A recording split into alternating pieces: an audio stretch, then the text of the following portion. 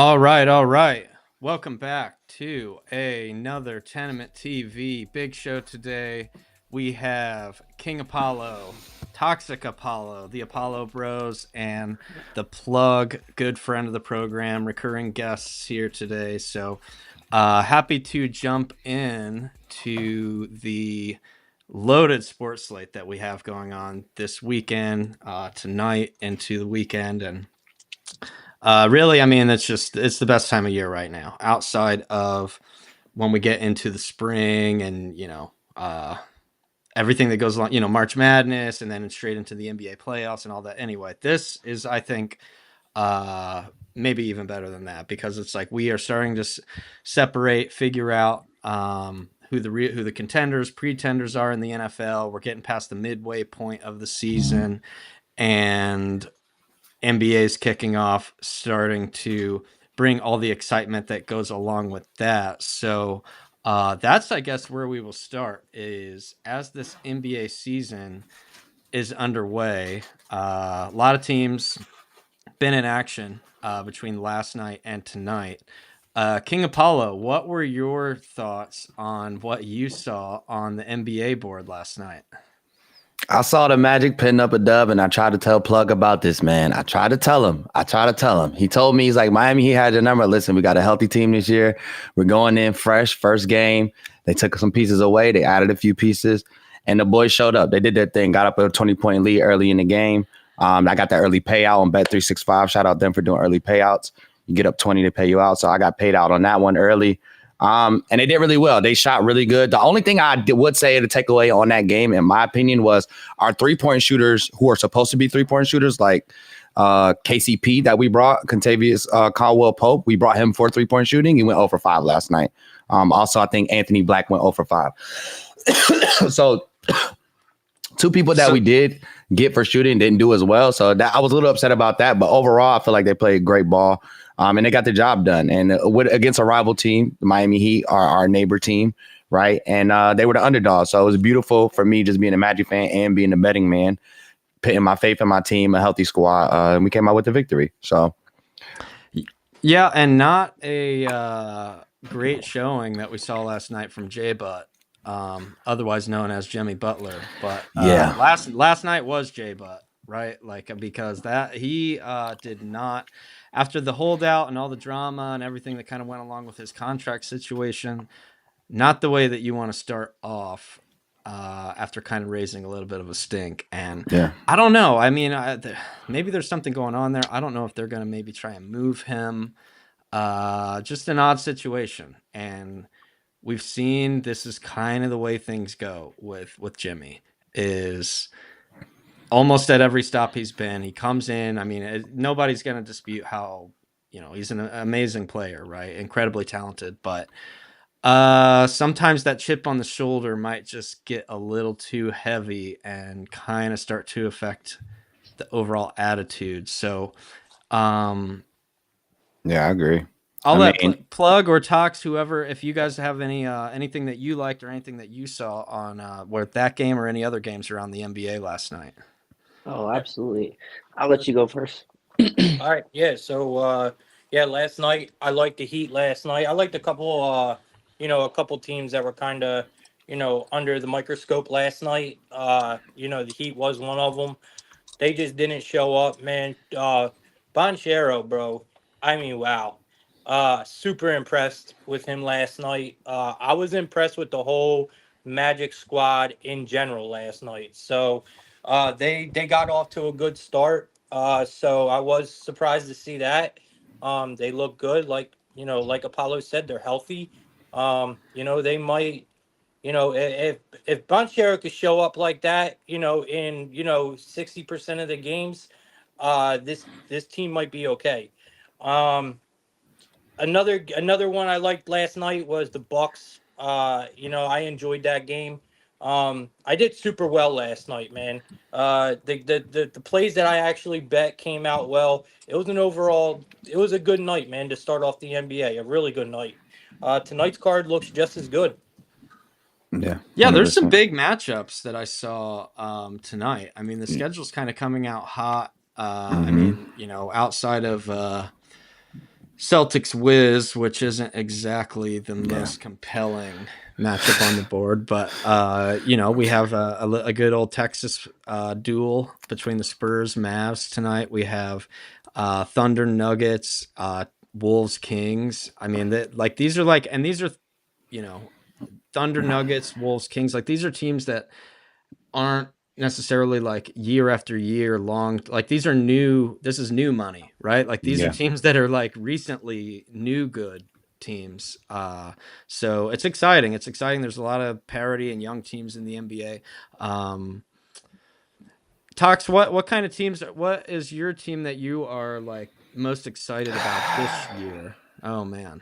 All right. We have constant beef. It doesn't matter what sports it is. We have constant beef. It doesn't matter what league it is. Go ahead. Well, I don't have to say much here. You guys know I'm a heavy Boston fan, so let's go Celtics. Great game they played. What was it, Tuesday night? They scored, was it 132 points? So pretty excited to see them play this year. I think there's a possibility they can go back for it again. Really just depends on how that defense plays. We have a lot of good players on the defense as far as, getting turnovers, and blocks. Blocks are huge on this team, especially with Derek White. Derek White's a beast, and I think he's going to have another great year this year. We did play the Knicks, so I'm not going to sit here and just, go kind of crazy over the first game. It's a long season. Injuries happen. And as long as they continue with this momentum that they have now, Jason Tatum dropped 37 points, 4 rebounds, and 10 assists first game. Jaylen Brown, 23 points, 7 rebounds, 1 assist. So some pretty good stuff there. One game that stood out to me, though, that I was pretty impressed by was the Warriors game. Good to see that they're doing well without Klay Thompson. I was kind of wondering how they would look as far as like identity wise on the court, but I mean they did pretty good. Was it 139 to 104 against the Trailblazers? You had Buddy Hield shooting at 22 points, 5 rebounds, 1 assist. So really good stuff there for the Warriors moving forward. As long as they can keep that momentum up, they'll have a chance moving throughout the season. Not so much looking at any games tonight, but I'll be looking at some lines later, see what I can put on. I mean, besides my game, but we're gonna blow out the Wizards. So Yeah, pretty much. I was looking through the Wizards roster, and I think we may have even mentioned this on the space yesterday. I mean, you want to talk about a team that's signing up for a tough time this year, and definitely a team that will be, likely at the forefront of the Cooper Flag sweepstakes, which I have some thoughts about that. We won't go too deep, but everyone seems to just act like it's a foregone conclusion that this man is like, a sure thing. Like he's just, and I don't know. I mean, I don't know. We just have to see it, but yeah. Tough time for the teams that were bad last year and at the top of the draft because there wasn't a ton of high end talent to be had. And a lot of unknowns. One of those being, the Grizzlies brought in Zack Edey. We saw this man fouled out in 15 minutes last night. So all the people Terrible. that criticized him for having slow footwork and saying that, oh, well, the refs don't officiate him properly in college, and they had a nice little victory lap to start off the season last night. So. However, good to see Ja back. That was also one of the worst draw-ups Zack Edey could have got for his first game in the NBA. I mean, the Jazz might have some of the biggest guys in the NBA on that team going against Zack Edey. I had his points to go under last night because it was going to be a problem. Yep. And sure enough, man, lo and behold, it was a problem. Zack Edey is going to have a lot of trouble in the NBA. This is not college. You are not going to be able to play bully ball. You have guys that are just as big as you now, bro. He has to get adjusted. It's going to take him longer than a year. That's the way I see it. I agree. I feel like Paulo went through the same thing, right? First year Paulo, everybody was sold. I'm like, nah, give me some consistency. Let me see it again. You got to be a little more aggressive. You're not trying to take these guys like LeBron and them. You're being very passive aggressive when it comes to those guys. The second year he stepped it up, started being more aggressive, started taking guys to the hole, right? Started working on things that are equivalent to the NBA level of things instead of the college level of things, because there's a big difference, right? And I feel like over this third year, now to this mark, right, he starts off the game 33 points, right? Starts off the season 33 points, kills it, has an amazing game, right? And that is from all of that time. So Zach Edey, I feel like does have the same potential, but I feel like he was overhyped coming out of college. And we have to realize that it is it's a thin line between the NBA and the NCAA. And that line, it determines a lot, right? So I feel like Zach Edey too. Like I agree with Plug. I took the under as well. When he said that one other day, I was one of the ones I really agree with. I feel like Zach Edey is going to have definitely a transitioning period. So for a while, it might be easy to take those unders on him. The fouling is a lot different in the NBA. And, you know, as we could see the other night, last night, he fouled out 15 minutes, right? He was gone. So anybody who took an under, I know they were super happy seeing him hit all those fouls last night. But I do want to see him. I feel like he is a good player. He's got potential, but he's definitely going to take him some time to adjust to everything else. I totally agree with Plug.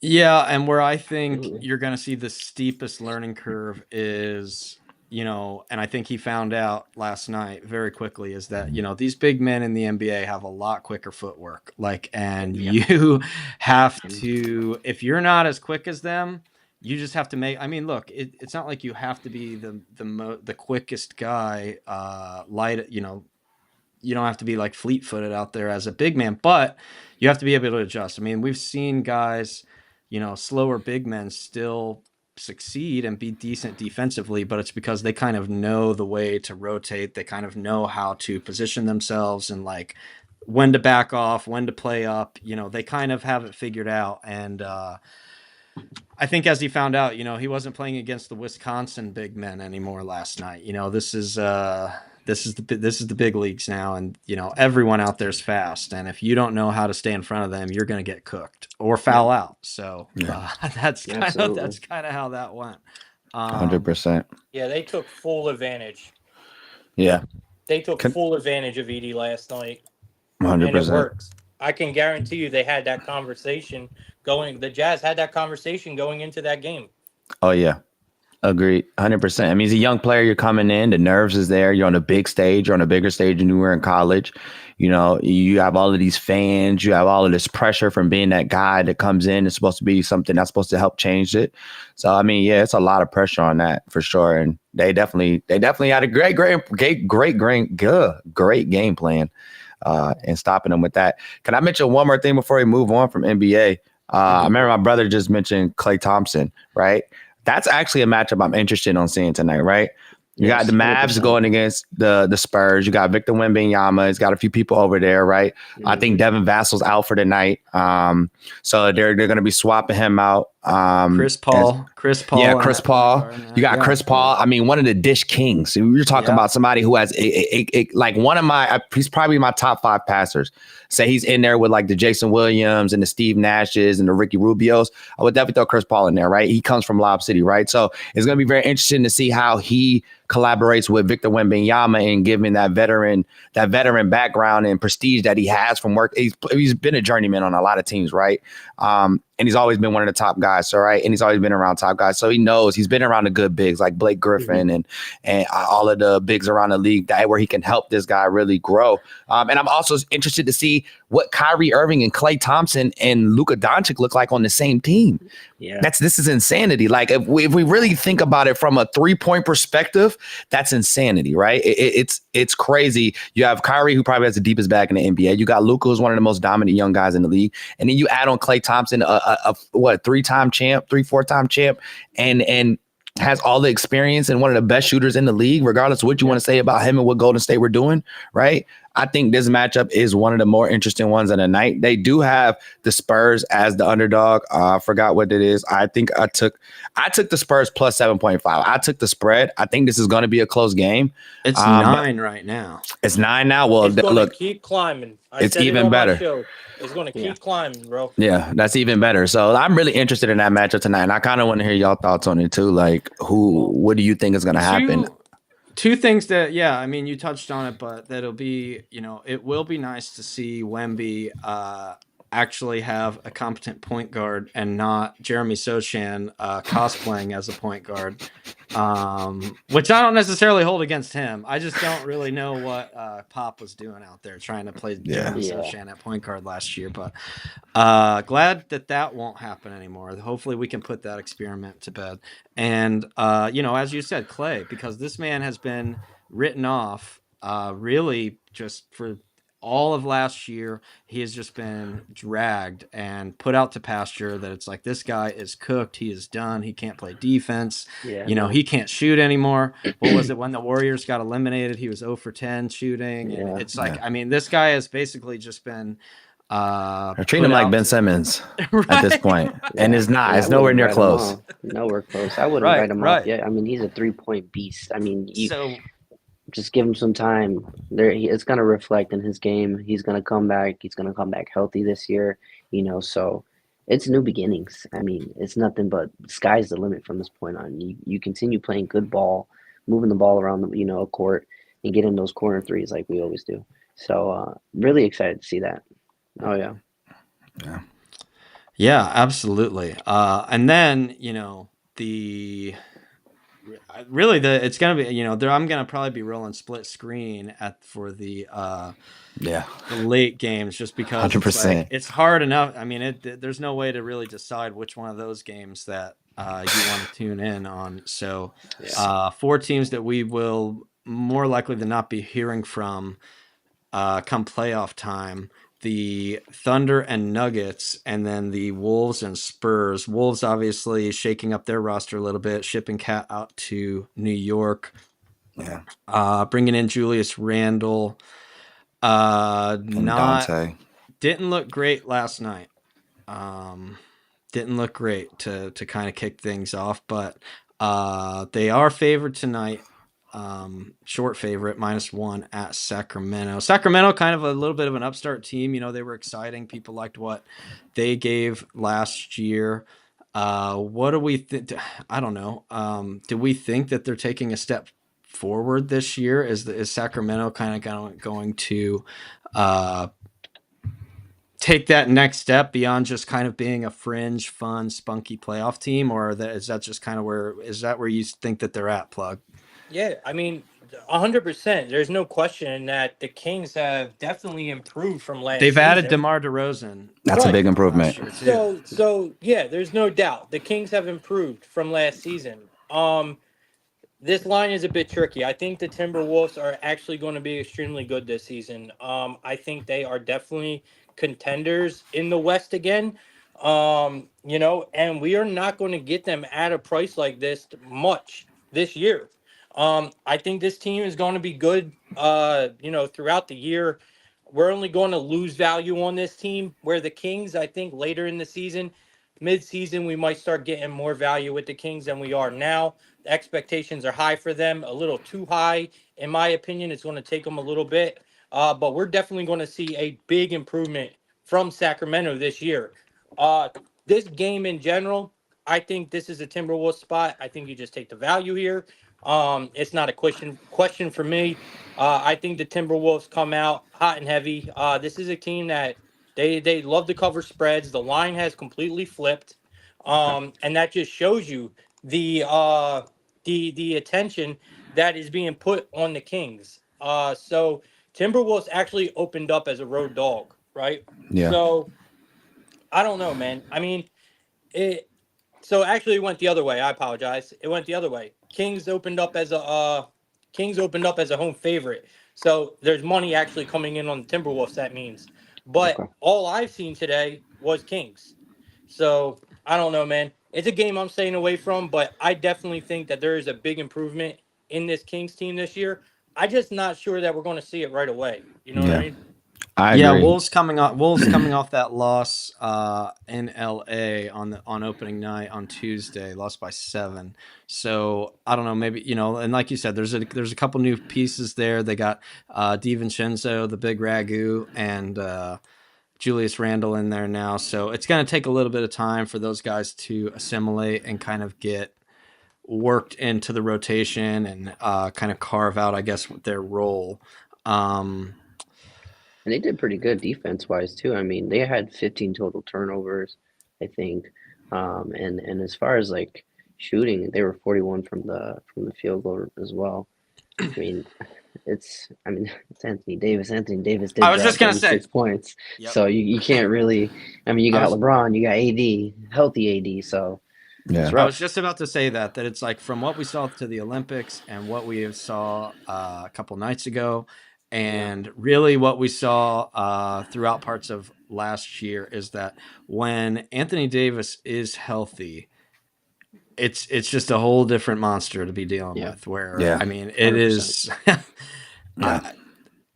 I hesitate to say, but he could easily be at the top of the list of as far as like most dominant players in the league right now. 100%. Like, as far as if you're just putting together a short list of who is the most dominant right now,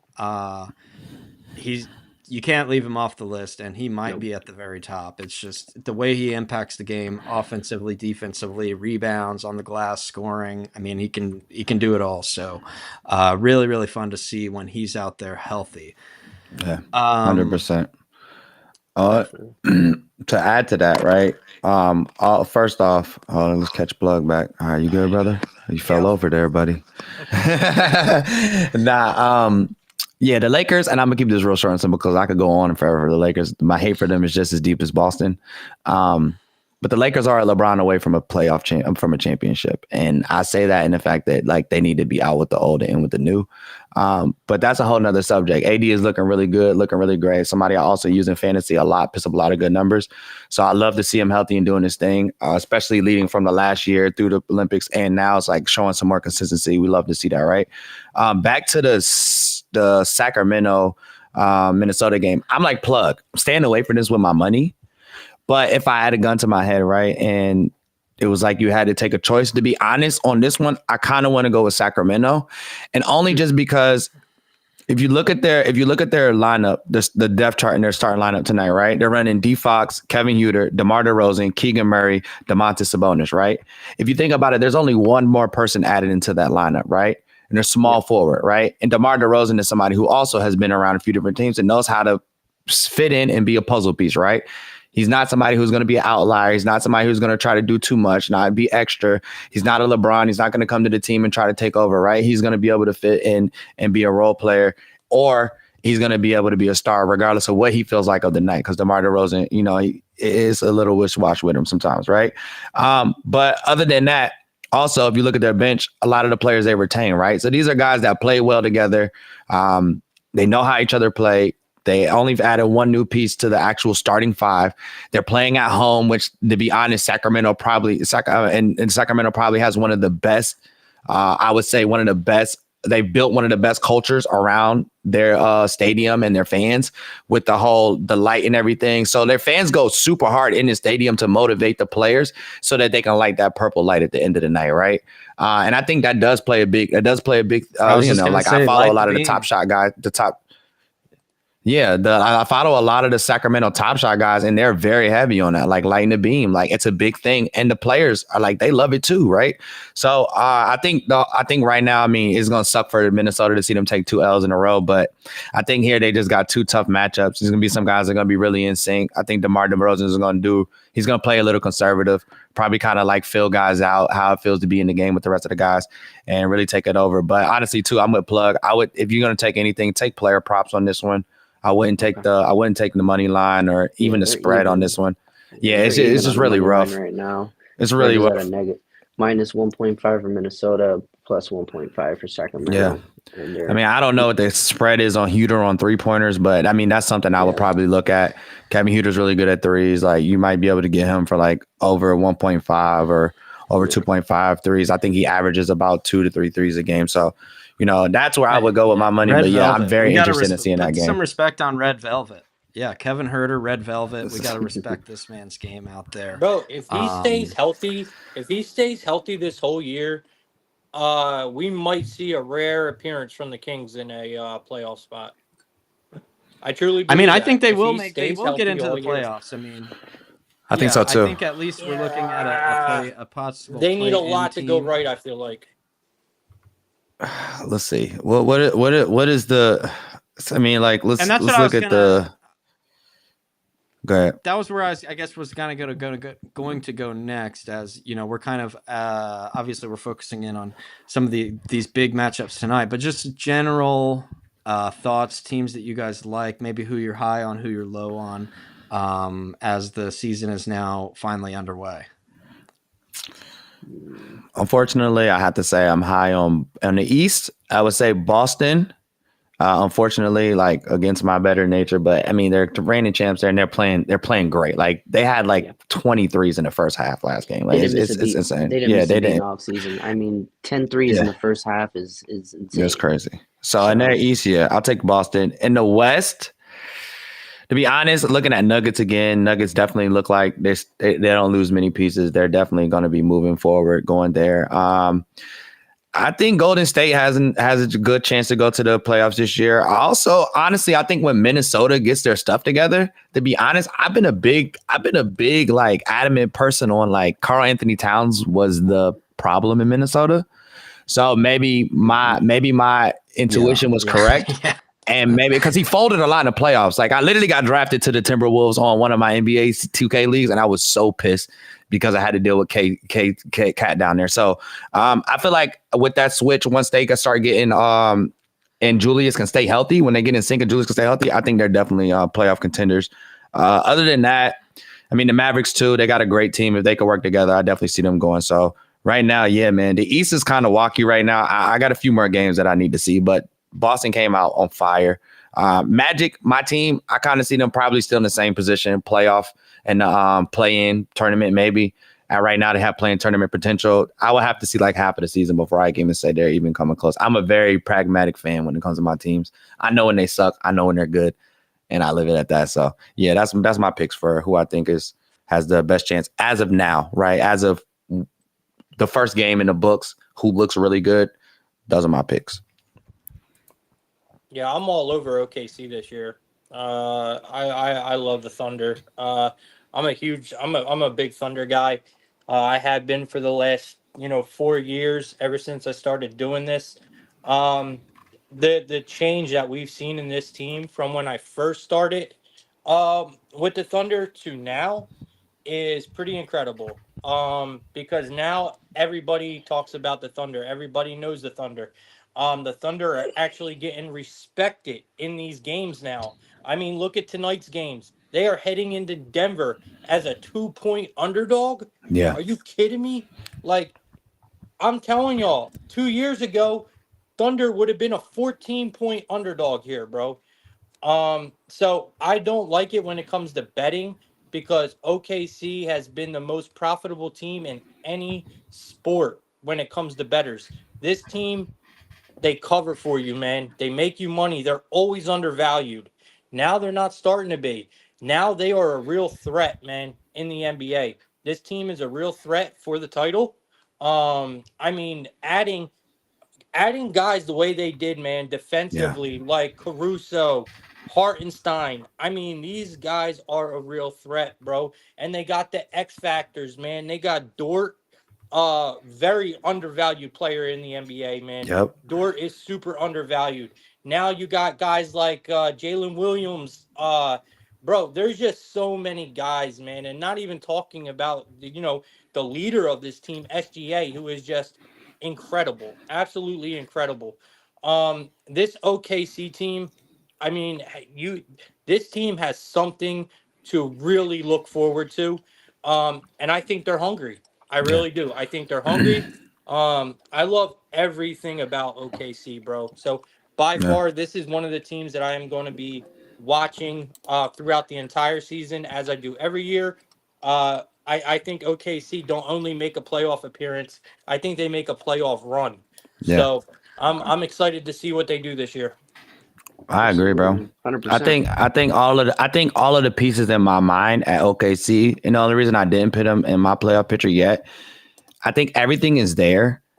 I think we need to see more from Chet Holmgren. I think we need to see consistency from last year to this year. I think that was one of their main problems. I mean, he didn't get to play, right? He was injured and he got in, he did his thing or whatever. And this year, I think is really going to be dependent on him. I think everybody else is pretty good, like Lujan Dortz also. Like, and my thing is, I'm taking Dortcher chamber. Yeah, I'm taking OKC. Don't. Like, I'm taking OKC money line tonight just because I believe in that team as well. I feel plug on that. Like, OKC is definitely a team I would love to take today. Also, too, like if you want to take a prop, I mean, Lujan Dortz, I think over 1.5. I think he's like over 1.5 or over 2.5 threes. Take it. He's gonna hit him. Like he's raining from out there. So they got a really good team. Definitely gonna shoot him because that's what I always like to say is like nobody likes to say it's Lou Dort time more than Lou Dort. So that man is not afraid to think that it's time to take over. Yeah. Can't forget too, they got Aaron Wiggins over there too, coming off the bench as well. Yeah. So, I mean, they got a few people that they can rotate in. That's also keep it nice and smooth on the court for them. Well, and one thing I was going to say when it comes to OKC is what is so really insane is not only are they incredibly deep, is they essentially have the flexibility to go out and make they could get whatever they want almost with all these draft picks that they have. And they're like high draft picks. I mean, they just have a stockpile, a war chest of draft picks that they can trade. They can go out and acquire whatever they want, and they could flip some of the guys on their team if maybe they feel like maybe they're not a perfect fit, or they just kind of want to shake up the chemistry, or maybe get somebody. They can do whatever they want. They have flex. I mean, we have not really seen a team have this much roster flexibility like this, and this window I think is going to be open for a good while with them. Oh yeah. So, well, it took them a good while to acquire this kind of. Sure. Yeah. You know what I mean? So yeah, of course they're going to have it for a while. I think this franchise just really was pretty smart. They knew what it was. Sam Presti. Back then. They knew what it was and said, man, a lot of teams don't do. We are looking towards the future to make this franchise great. Yeah. And they have executed everything perfectly so far. If they keep doing what they're doing, this team is going to be they're going to be it. They're going to be a force for a while. 100%. Like they are because not only are they like really, really good and already, I mean, right now they are the number 2 team, favored to win the finals, favored to win the West. So they're only behind Boston right now, and they are very, very young on top of being. Just look at the respect they're getting tonight. Yeah. Going into Denver as a 2-point underdog is incredible. That is respect. And this team is getting a lot of it. And not only, which also comes with the NBA, is this team is fun to watch. They're fun to watch. Oh my God, yeah. Oh yes. Which is huge. Because then you're getting on the good side of, when we're talking about the actual NBA, now you're on the NBA's actual really good side when you are getting views. Yeah. And this team is super incredible to watch. Same with Boston. Incredible to watch. They are mirroring teams like you said. They're right behind Boston. Like they are getting traits. They're going to be just as good soon, man. Maybe not right now, but I'm telling you, man, this OKC team has everything in line to be that team. So I'm really excited for it. What do you guys make of the Nuggets adding Russell Westbrook? I think it's okay. I wouldn't go crazy about it. I mean, Russell's been kind of going around for a little bit now. Nice. It's good addition to the bench, of course, as far as like on the court wise. I think he'll do okay. If they can make a nice playoff run, he'll be useful. But I'm not going too crazy about it. I'm not too excited. I'll say this, and not in the fact of playing skill wise, but I would say Russell Westbrook will be kind of the Dylan Brooks, right? The agitator, right? Not skill wise. We'll never equate Dylan Brooks to Russell Westbrook. It just can't happen, right? But the agitator, the aggregator, right? The person who's going to get in there and get in people's faces, get into the other players' heads, right? That is what Russell Westbrook is good at. And he's also good at putting up high volume points in short periods of time, right? So pulling him off the bench and sitting Jamal Murray down, I mean, it's not too much of a real difference there, except for one's younger than the other, right? They both have all of the same capabilities of scoring, being aggressive, helping other players look good, being a facilitator, right? They both have all that in them. We've seen Russell be greedy, and we've seen Russell be sharing and caring, right? He's had both parts of his career, right? And I feel like when he has good people around him, he's definitely going to make it work. I mean, if you really look at it, I mean, they got a lot of depth in their bench now, adding him and just all of the other players they had. So, I mean, I feel like I worry about their shooting. I look and I don't see a lot of shooting on that team. And that is where I get a little bit concerned. That's that's Jokic. That's all. It's all Jokic. Right. Yeah. And, right. And the thing that kind of worries me as well here is, yes, they have a good team, and don't get it twisted. This is still the team, you know, among a couple others, but Nuggets are still up there to be one of the teams to, you know, really threaten the Celtics repeat. You know, they are definitely in that discussion. I'm worried when it comes, like you were saying, with the depth. Yes, the depth is going to go a long way if Michael Porter Jr. stays healthy. Yep. Then they will be, I think, okay. That's the big question. Because after that, I don't know. Jamal Murray, Joker, now Westbrook, which we really don't know. Westbrook has a chance to make a big difference in this team. Is he going to execute that? I don't know, man. I'm not a huge Westbrook guy. I think he's very wishy-washy. I've never really cared much for him as a player, and that's more of a biased look than anything. He's a great basketball player. I just feel like he's too. I just don't know. I can't get a read on him. You know, all the other guys are great, but like I said, when it comes to depth, I feel like a consistent season with Michael Porter Jr. is going to go a long way for the Nuggets, and I think that's going to be key. Because then they have so many more options with Porter Jr. being healthy out there. Yeah, 100%. Yeah, I definitely agree. Russell is not consistent. Like I said, he's been up and down over the years. He gets greedy sometimes. Sometimes he wants to play. I think he's got to come in on that Vince Carter mentality towards the end of his career. It was like, where do I fit in with you guys, and how do I help you guys, right? And I feel like he's got to have a mentality. I also agree with the injuries. They're actually one of the only teams right now that is completely healthy, which is a good sign and start for them. We have to see if they can end that way, right? And that's really a lot of the times it's on the player just taking care of their body, right? And sometimes that doesn't work too. LeBron spends the most on his body, and to be honest, he's hurt more than a mug. You know what I mean? So it's like it just definitely depends on that. But also, they're definitely in championship contention as well from the start of the season. I mean, with adding Russell Westbrook, they didn't really lose much to add him, right? So I just feel like it increased their stock. Yeah, and I guess ultimately they don't need a lot from Russ. I mean, he's kind of just the guy to kind of orchestrate that second unit. Obviously he's always been known as a little bit more of a ball dominant guy.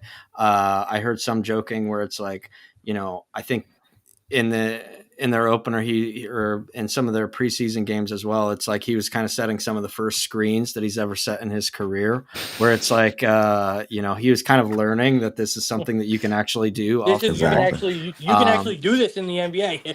Yeah. Don't tell James Harden. I think it's if you got drafted to OKC kind of thing. I think that's what it is. We got to check Kevin Durant's pick and rolls, man, and see how good his is to see. Maybe it might, Kevin Ollie was their mentor. I might have to talk to him, the old UConn coach. He was their mentor, man. Maybe he taught him not to pick.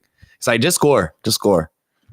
Yeah, for sure. And then, the matchups still keep rolling. I mean, as we go into tomorrow, we got Pacers-Knicks in a playoff rematch, Suns-Lakers. So really, really good games all around. Yeah. Always a good game when you got LeBron and KD on the opposite side, man. Yeah, that's right. Yeah, and the Pacers came out a little slow last night and still, ended up covering the number there in Detroit. So they had that game, bro. I was on the Pistons, and I told you take the Pistons under 109, 111, and they literally hit like 109, I think it was, or something like that. They had like almost 60 points at halftime too. Dude, I was freaking out. at halftime. So once they cleared, fell apart. I cashed out my parlay once they cleared, and my last two legs was was Norman Powell to stay under 2 assists, and it was Portland to stay under 111.5 or 109.5, right? They scored like 30 points in the first quarter. Norman Powell had 1 assist in the beginning of the first half. Like in the first quarter, he had like in 3 minutes in, he had 1 assist, and they're offering me like a 60 cash out on $5. Max payout 547. I'm like, I'm just gonna take the 60. And literally, as soon as I took the 60, Norman Powell got the second assist. So I was like, all right, cool. But I had round robins going, so I was chilling. Cunningham for a double. I couldn't believe he didn't get that. Yeah, that's tough. Yeah, It was it's tough. plus 190. And I thought for sure he was going to grab that. I'm gonna say this. I'm gonna say this with no disrespect to my boy Zack, but I look at majority of the Midwest teams in NBA as poverty teams. That's what me and my friends call them. They're just poor. They don't have enough money. They're not great markets, and they just suffer from that. Like a lot of the times, they suffer from not having the big markets like a Miami or a New York or LA, where they can bring in the big players, right? They kind of suffer there. And to be honest, over the last few years, they've been all kind of depending on the draft and getting guys out of the draft. Detroit's been very heavy on the draft and stuff like that. So I knew that game was going to be real low scoring, but to be honest, I wanted Detroit to win, but that's why I just took the under on their points, because Indiana, for some reason, knows how to get a win. They don't make it look pretty. It's always scary for the fans, but they know how to get a win. And I just knew over that, out of the battle of the poverty, that Indiana was going to come out on top over Detroit. You know what I mean? So, but yeah, all these poverty Midwest teams that have been struggling, right? Between Oklahoma City, Minnesota Timberwolves, the Pacers last year reaching the Eastern Finals. You know, it's nothing terrible. But nothing. Don't forget the Bulls. Don't forget the Bulls. Don't forget. Well, I think we can forget the Bulls. At least, are you a Bulls fan, Tournament? Nah, no, not. I'm not. But we just. The way I see it with the Bulls is that if it was not for the, and obviously I know this comes with a little bit of a grain of salt because you can't just erase that era, but outside of the Michael Jordan run, the worst run franchise in the entire NBA, like they would be a bigger joke than the Cleveland Cavs if it wasn't for, the Magic. Worse ran. Here's the thing. Here's the thing about the Magic is the Magic are a good drafter. They're like a farm system for the big clubs, right? So it's like, hey, they develop their young guys and ship them off. Starting with Shaq, starting with Dwight Howard, So I guess we need to start figuring out where Paolo's going to end up. Basically, the retention, the athlete retention is terrible at the Orlando Magic. Like Aaron Gordon, I could name them for days. Like Shaq, Aaron Gordon, Dwight Howard.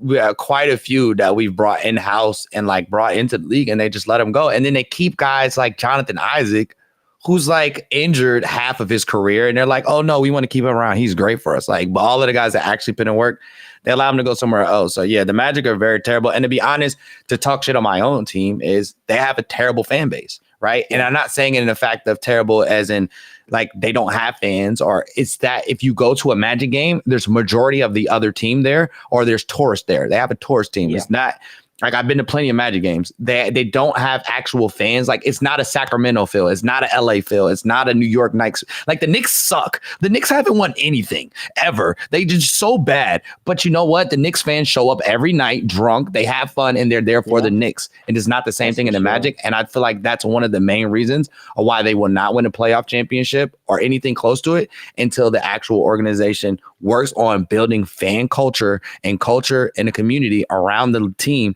to where that we can actually have our arena be our arena, right? We shouldn't have to give away free stuff for there to be Magic apparel in the actual arena, right? That's my big stick with them. So I talk crap about every team, including my own. Yeah, I need a Boston fan base kind of thing, I don't even know if I want that. That's a little much. I've been to many Boston letouts. So I worked out there for a month, and it was a prime sports season. I mean, Bruins, Red Sox, everybody was playing. We are the worst. I can say terrible. We are the worst, but Philly fans are the worst, 100%. Yeah.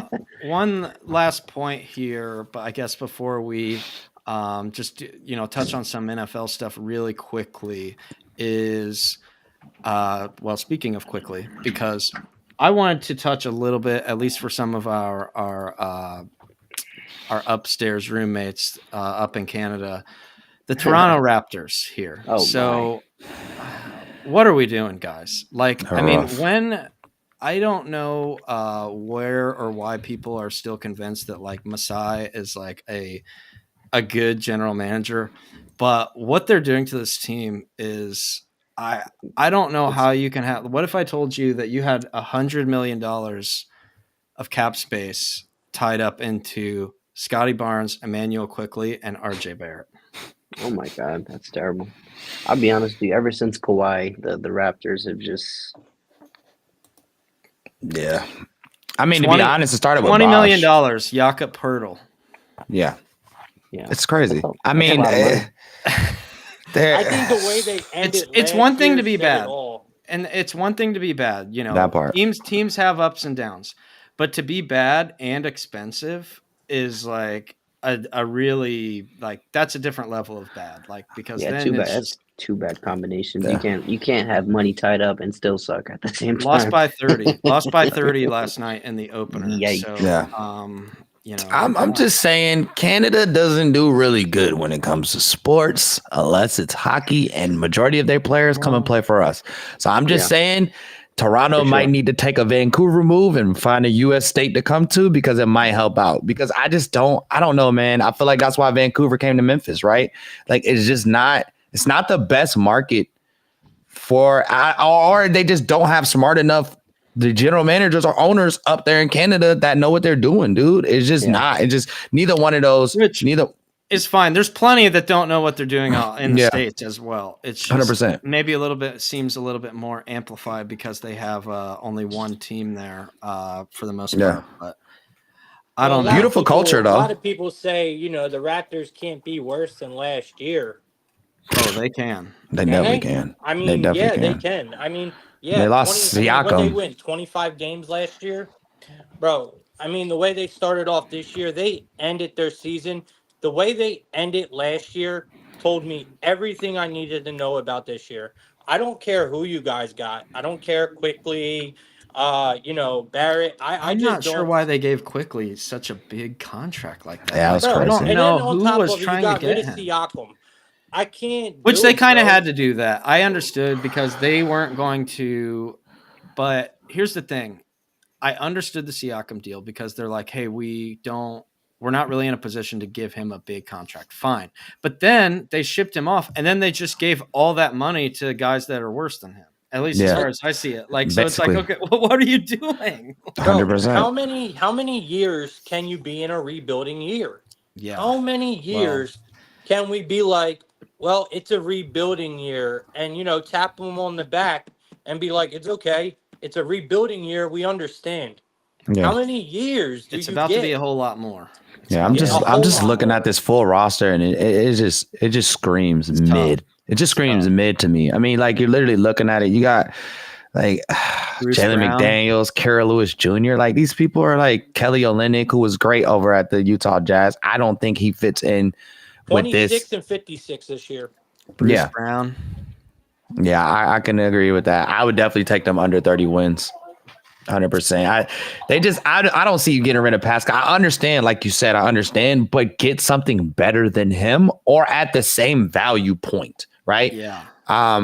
It just doesn't make sense to get rid of somebody who's very lengthy, who can get dominant in the paint, who can shoot as well. Get rid of him for somebody who doesn't equate that. So it's just like, I don't know, man.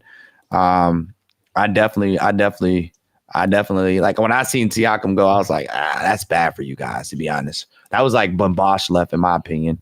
The Bosh was a little more dominant, a little more involved, but yeah, I don't. It's gonna be a tough one for Toronto this year, man. For all the Raptors fans out there, just be ready to be like the Magic and me, and just prepare yourself for depression. You know, if you prepare yourself for depression, it doesn't hurt as worth. I still buy I would. Raptors merch.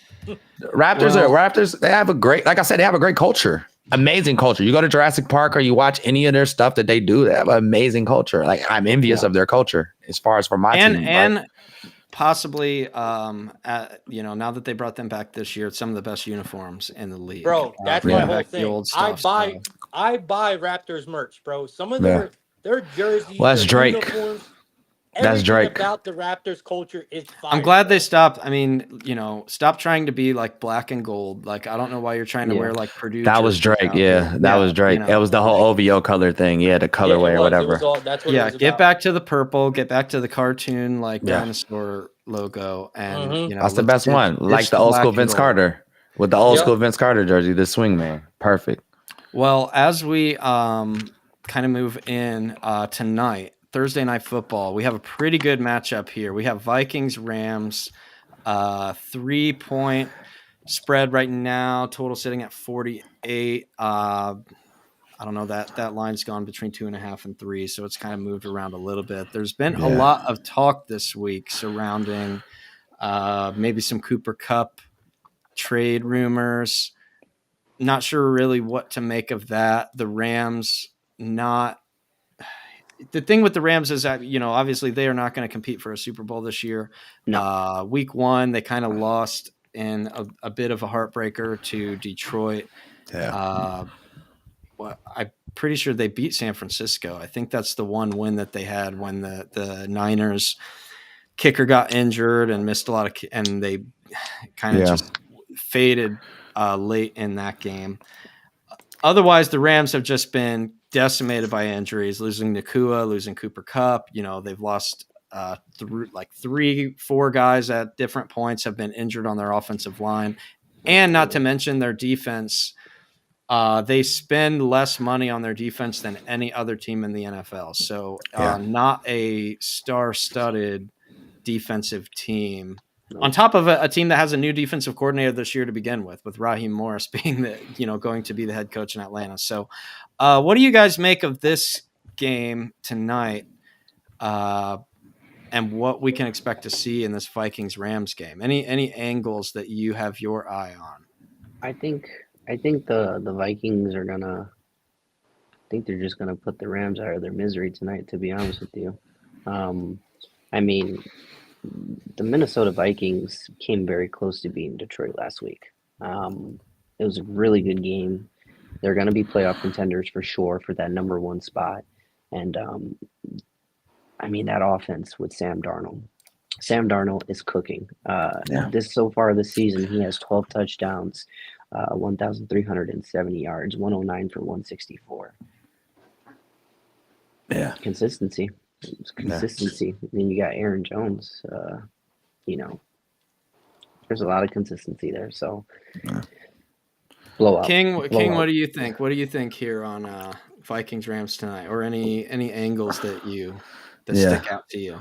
Well, a little fun fact is my brother's second team is Minnesota, so he's always going to go with them. But I'm going to have to trail him on this one because I do feel like you said, Sam Darnold's been snapping, right? You got 12 touchdowns versus 3 touchdowns with Matt Stafford, right? It's a huge difference, right? That's a huge difference, right? That's like a 3 or 4 game difference. If you were to look at it on paper, right, you would think, oh, Matt Stafford had to sit off for a few games, right? It's no way this guy has it, right? And it just doesn't make sense, right?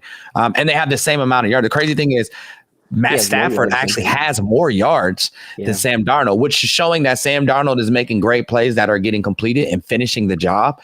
And Matt Stafford is getting down the field a lot and getting a lot of field goals, right? Or having to hand the ball off, right, to Kyron Williams, who has 8 TDs, right? So if you want to take an anytime touchdown tonight, I mean, your smartest bet is probably Kyron Williams and maybe a little Justin Jefferson play, right?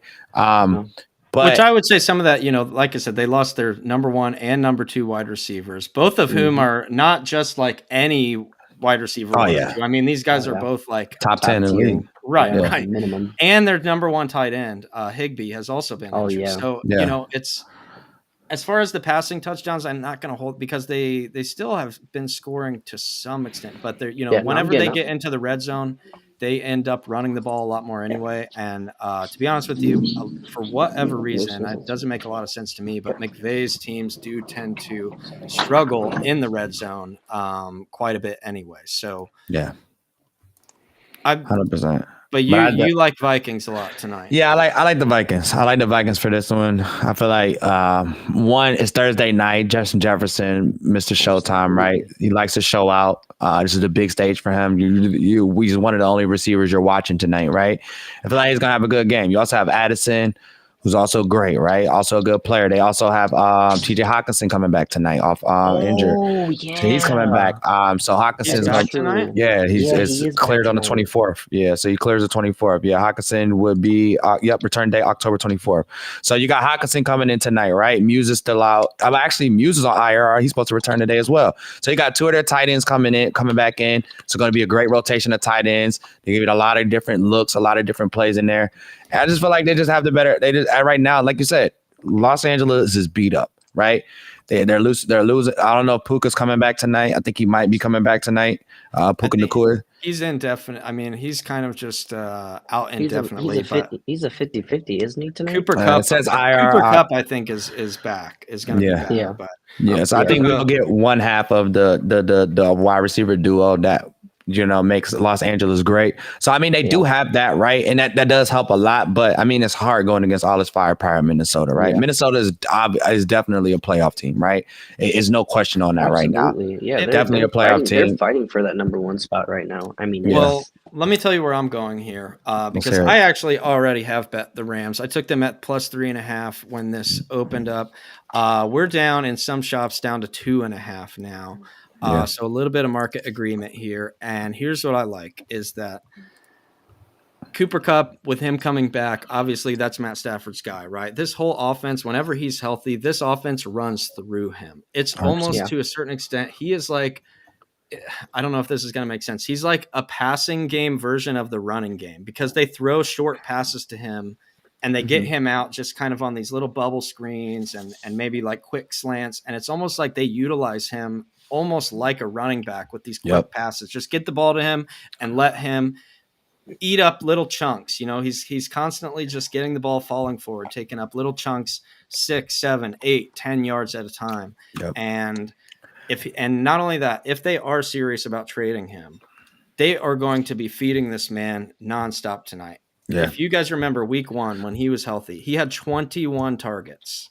He saw 21 targets, which is just an insane amount for one guy. So I think him being back, not only that, the Vikings blitz a lot. They, with Flores is one of the most aggressive blitzing defensive coordinators in the league. They're going to blitz a lot. Matt Stafford, over the course of his career, one of the best quarterbacks in the NFL against the blitz. And so having Cooper Kupp back, that's his outlet. That's his like quick guy to go to whenever he's under pressure. There's pressure coming in. He knows he can just kind of dump it off to Cooper Kupp. Those guys are generally on the same page. I don't think it's going to take much for them to kind of find their rhythm again, assuming he is healthy. And not only that, the Vikings they struggle against the run. And what do the Rams like to do a lot? Run the ball. I mean, Sean McVay likes to pound the rock. So I think it's going to be a heavy Kyron Williams, Cooper Kupp game. And I think and not only that, there's a lot of familiarity. Kevin O'Connor, the Vikings head coach, came out of the Sean McVay coaching tree. He was the OC. He was the OC with the Rams. So I think there's a lot of things that tend to favor the Rams on top of the Vikings losing that spot. Maybe a little bit of a hangover here on a short week. Maybe this is, the market's kind of high on the Vikings. I mean, obviously, look, they've been impressive. I'm not going to discount anything they've done, but this is maybe a team that's not super talented and is definitely beat up from an injury standpoint in the Rams, but they have one of the best coaches in the NFL. And in a short week, coaching can make that much more of a difference when you have those few extra days to prepare. So that's where I am taking here. I'm siding with the Rams. I would look at maybe some Cooper Kupp prop totals here because, like I said, if he's healthy, if they're trying to trade him, then they're going to showcase him and be like, "Hey, look, this guy is healthy and he's back." Drop like 150. Right. Or if they're down, right, in the fourth quarter, who are you tossing it down the field to, right? You're tossing it to Cooper Kupp. You're not running the ball, right? So definitely. And I was looking at it right here, plus 8 to record eight or more receptions on Bet 365 is a plus 140. You talking about 20? You're talking about 20 attempts. Cooper Kupp's not dropping 13 balls, right? It's not happening. It has to be extensive defense. So definitely, I agree with you. I would take some Cooper Kupp props tonight. His over under is 6.5 over here. The under is plus, the over is negative money, right? So you know even where the sports books are looking at stuff, right? They're thinking he's going to go over, right? And I think if you were go for 7, I mean, you might as well just go for 1 extra, right, and get the plus 140 over the negative 140, right? So I definitely would see that. I want to hear what Plug's got to say because I think I will I think say, he's as cooking of up 1 over there. hour ago, you guys were. It says 1 hour ago, Puka Nacua is expected to be active tonight, whether it's in Yep. a limited role or not. The Rams are intending on putting him out there, so this could be a team that kind of has their weapons back on offense. And like, let's be honest, these guys that, like I said, yeah, Matt Stafford maybe not throwing for a lot of touchdowns. Who's supposed to be catching them? I mean, they've had Jordan Whittington and Demarcus Robinson, and like just guys that are like end of the bench wide receivers have been. They're featured number 1 and number 2 guys on the outside. So getting one of the receivers back is big. Getting both of them back really changes what we would see here from this offense. So Plug, what do you think? All right, so just strictly through a betting perspective, let's say let's just say all I know is what I've seen from both teams so far this season, watching as a fan, and then coming on as a bettor and placing my bets. When I sign on and look at my book, I see the Rams as a small underdog, and I see that I am getting the Minnesota Vikings, right? The 5-1 Minnesota Vikings at a less than a field goal here against a 1-4 Rams team, or what are they? Yeah. What are they? 2-5. Yeah. What are they? 2 and 2 and 4. 2 and 4. 2-4, right? So first of all, the line opened up at a 3.5, right? I seen it at a 3.5 on some books. The line is still moving in favor of the Rams, knowing damn well I don't care what anyone tells me. The public is on the Vikings tonight. You ain't gonna tell me different. I mean, the line, just looking through a betting perspective, this is Rams all day. Rams probably win this game outright, it looks like. Tenement really touched on a lot of things to back up why we are seeing the line like this.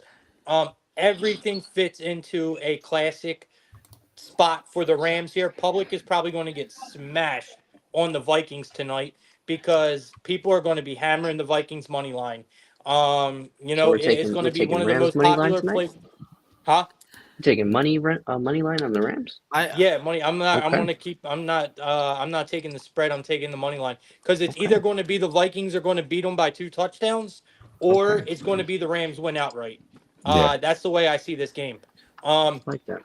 Yeah, I do think that the one thing that and the line movement was really got me on the Rams because we know the Vikings are the better team, hands down. Oh, They sure. are the better team. But again, you can't mistake this line. You gotta read the lines when it comes to betting, and this line is course. telling a big story. Tenement filled in the pieces already. You Okay. just kind of got to go with what you know as like just you know of looking. My whole thing was who was going to stop, which I still don't think anyone is going to be able to stop Jefferson. The difference now is that they're going to be able to match him. Okay. So you put that together with the Rams coaching tonight. I think Rams win this game outright at home. The line is speaking to me. Like I said, Tenement already hit on all the main points on why this is going to be a Ram spot. And it's primetime football. Public's going to get smashed tonight. I really do think Rams are the play here.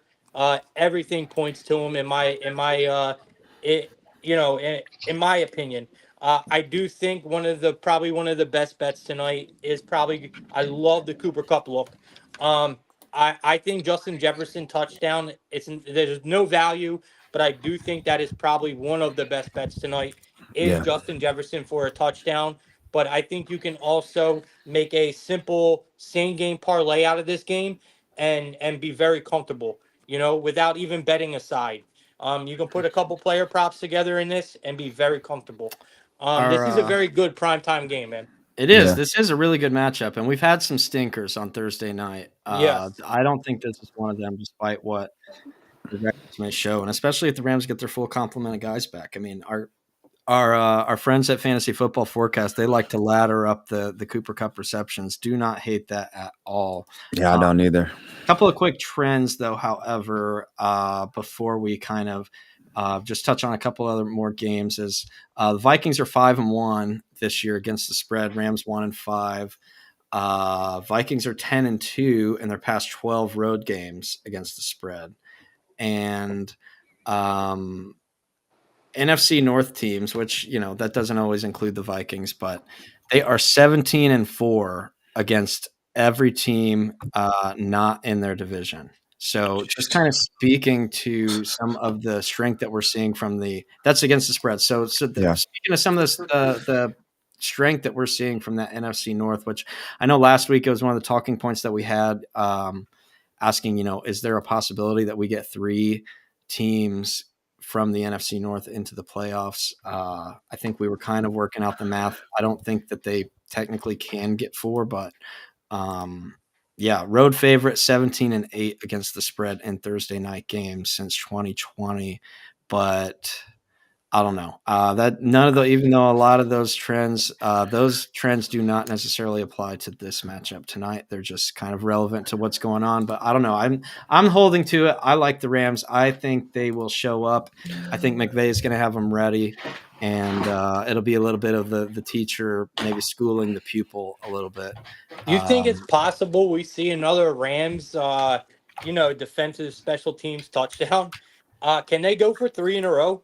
I mean, I was thinking about it, man. I don't think it is, but I didn't think they were going to go 2 in a row. I mean, they got it at a 500 tonight for a defense special teams touchdown. We know they did it in the last 2 games. It's been quite a turning point for this team. At plus 500, I almost feel obligated. I feel like they're going to be looking for it. Their defense is on fire. They're loving it, and it's been a turning point in at least one of the games. So I don't know, man. I guess if I had to take touchdown guys tonight, I would look at Aaron Jones. I think he can have a big game. The Rams tend to. You think he'll drop too? They get gashed up the middle. They get gashed on running. They get gashed by running backs who can catch the ball too. So I think, assuming that Aaron Jones is, he plays great on the road, bro. Yeah, and I think Jones they plays are going to be on the road. I think they're going to be feeding him quite a bit, and I could see him having a big game. I could see him getting into the end zone, and Twice, Kyren Williams. It's like that. Whenever they get into the red zone, I guess if you had to make a criticism to Sean McVay, it's that whenever they get in the red zone, he starts getting conservative. He gets really conservative when they get into the red zone, and it's like they just tried to hand it off. Which I understand. You don't want red zone turnovers. That is like the worst thing you can do as an offense. It's like a death wish. If you turn the ball over in the red zone, you're going to lose games. But at the same time, if you just keep kicking field goals over and over and over again, that's another way to lose games. So I do, Tenement, I do want to follow up on your Aaron Jones look here. I think this is important because I love this now. So, you're talking about Aaron Jones. They're going to feed him the ball.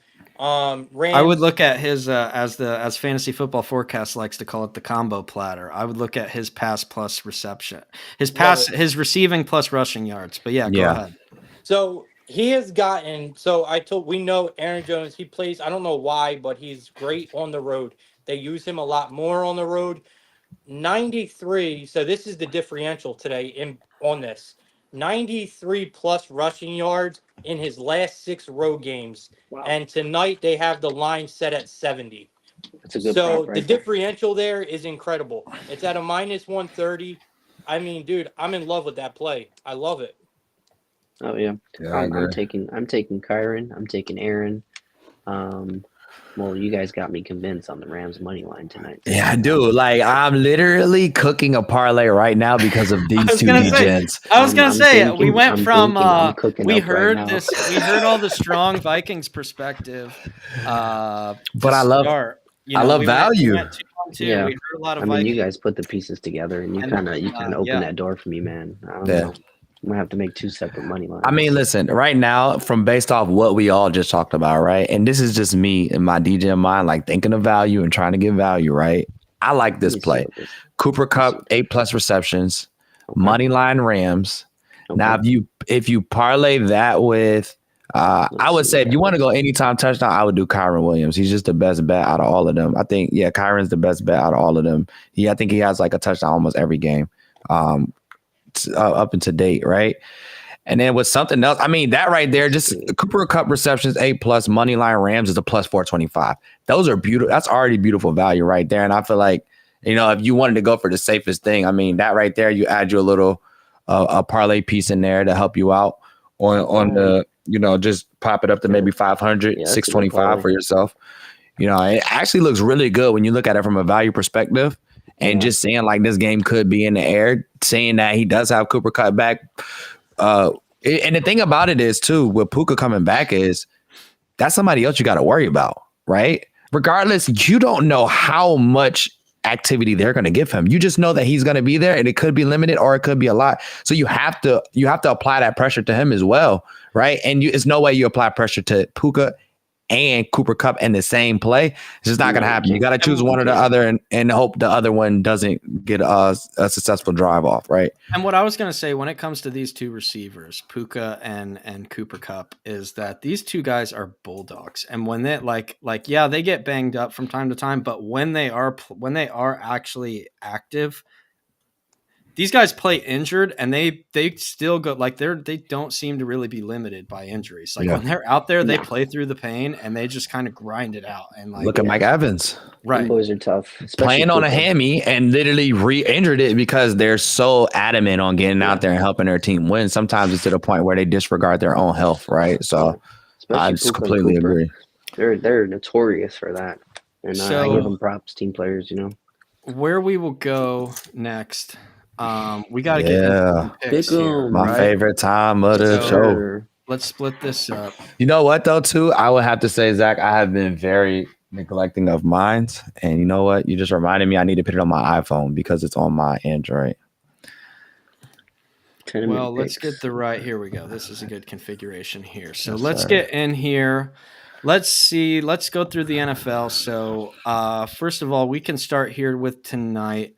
Rams Vikings. We are showing 43% on the Rams, 56 on the Vikings. So that probably checks out. That's people following the lines basically. Yeah. So let's go around the horn here. Whoever wants to start, take your best NFL pick that you like of the weekend. Jets over New England. Yep. Hey, you know what? It's hilarious because it is a jab at my brother, but it is also true. I feel like Aaron Rodgers and Devontae Adams, right? They have to prove that this little experiment works, right? And if they don't, it's going to be some real questions raised, right? Sure. Now, given they do still have another defensive coordinator running the offense, right, and running the plays and stuff, right? I think Aaron has to take over as that guy. And I think 100%. If they lose to the Patriots, then it's a huge problem, right? Yeah. And it's not nothing against the Patriots as a whole as a franchise. It's just this season and the last few seasons, they just haven't been able to get it together, right? They're coming off of a dynasty, and it's rough to come back off a dynasty. Like, it's hard. Once you start losing those players, it's tough to rebuild that, right? And you're always looking for it's kind of like addicts, right? Yeah. They get that first high, and then that's a dynasty, right? And then you lose that, and you're chasing that the entire time. So to be honest, I think the Jets here are definitely going to take the win over New England. Not putting New England out of it because they do have like a lot of spurts of I see potential in them of being an actual good team and possibly even making a wild card spot, right? But I feel like the Jets have a lot to prove because they played so badly. They have arguably the most veteran and most experienced and one of the best, like probably top 3 quarterbacks in the league when you look at overall lifetime achievements, right? You have to do something here, right? You have to make a statement here. So I feel like, and it's a divisional game, right? So I feel like division and conference. So I feel like the Jets are going to show up. That's my pick of the week. Definitely. No real jab at my brother, but no jab at all. I think, honestly, they'll win by 20, if not more. I'm going to be honest with you. To be realistic here, we are not in a good state of mind. Our team is slowly losing its identity. The Jets aren't really either. So you could maybe take that a little bit. And, sometimes divisional games can be a little bit more cagey, a little bit tighter with teams kind of just having that familiarity. So King, you like the Jets. Plug, what do you like? Yeah, it's a very tough And I'll card. tell you what, there's also NBA. So if you like something in the NBA, we can go there too. I mean, well, I'm taking the Celtics off the board. Yeah. That's Yeah. just, I mean, that's just a group easy pick. That's Yeah, okay, everybody's see? free play of the week is just go ahead and slam the Celtics there. That's the So. free square. Celtics are a square for money line. It's hilarious. Yeah, they're the center of the bingo card Yeah. right now. I mean, can we so. do the Ravens too? I mean, Ravens are pretty much over the Browns, right? You say that. I do have a Browns plus 9.5 ticket. So You're Well, I insane, mean, the brother. outright. You think the Browns are going outright? which is different. I know this is a little bit different here, but it's just I don't know, man. I'm with you. Trust me, I take very degenerate plays for the value all the time, right? And look, we're right now. I mean, hell, in the app we got 53% on the Browns right now. So Holy Jameis, shit. hey, famous Jameis stepping up. I mean, listen, you go from one guy with 30 million SA cases to another one who likes to steal crab legs out of Publix. So I don't know how much worse it gets, bro. Like, they literally have gone from one bad guy to the next bad guy. So we'll see. Maybe it's free crab legs after the win. Who knows? Well, yeah. I mean, Jameis is a little more chaotic good. He's like a good spirit, I feel like. Whereas, Yeah, 100%. I didn't know he did have some weird stuff going on at Florida State, but that's well behind him. He's been a good citizen. I'm just jabbing at them just for they kind of make bad decisions. I mean, they don't pick the best role models for quarterbacks is what I'm getting at, right? If you look at it from their history and backgrounds, but yeah. Give me I think that the vibes are back to being at least not like horrible, because the vibes could not have been any worse than they were with Deshaun, with the whole team, everything about it. Yeah. At least getting that behind them and in the rearview mirror and just like, all right, we are done with this. Like, we don't need to worry about it anymore. We don't need to worry about Jimmy Haslam trying to like force him to play. Like, it's just I feel like that alone is worth not only that, Nick Chubb, we saw him come back last week, get in the end zone. He's going to be kind of probably ramped up a little bit more this week. So I don't know. I'm not going to say they're going to win. The Ravens obviously probably look like the best team in the NFL right now. Maybe two, if no lower than 2 or 3. So I don't know. That's where I like on the Browns, but yeah, go ahead, Plug. Yeah, What do you got? I'm gonna give one that's kind of not obvious here. I wanted to try to give like at least an underdog that I think has a possibility, and I think that's going to be the Cardinals for me over the Dolphins. With Tua back. Yeah, I think it's going to be a very public play. The line still stays low, with only a field goal. It's going to be a very popular play with Tua back. And to be fair, I don't know if this offense look like they're talented with Tua back. They might be, but it's still going to be iffy. They have very, very questionable coaching. We see it all the time. This Cardinals team has a very capable quarterback. I think they're going to be okay. I think this line is ridiculous. This is still a team in Miami that is 1-5 against the spread. And now you're going to just put them in as a favorite? No, sir. Give me the Cards. Yeah. I like that. I don't know. I can't say I agree with that. Just because if I'm going to play the devil's advocate here, I will say this is a very, very different team with Tua out there. Like, yes, it's maybe a big ask to expect him to just kind of come out. And the only reason is I'm not as low on the Cardinals, but like they're coming on a short week for one. Playing the Chargers, like that team is just a pain in the ass to go against because they just kind of punch you in the mouth. They just keep trying to pound. I don't know. To me, I mean, I respect your side there. I think maybe 3 in the hook. That's probably good enough to get me to the Cardinals there. But yeah, I don't know, man. That's a weird game of two teams that I don't know what they are yet. Yeah, it's very tough to see. I see value on the Cardinals here. That's where, That's the and main like thing. now that I'm thinking about it more, I kind of like the value a little bit more because I feel like the Cardinals are kind of just dismissed a little bit. Right. Yeah. Kyler Murray's not a bad quarterback. No, right? He's no, just been having at bad all. games. And it's like, Marvin Harrison Jr., it's either he does nothing or gets 3 touchdowns. Like those are the two outcomes that we see. So maybe this is the big 3 touchdown game for him.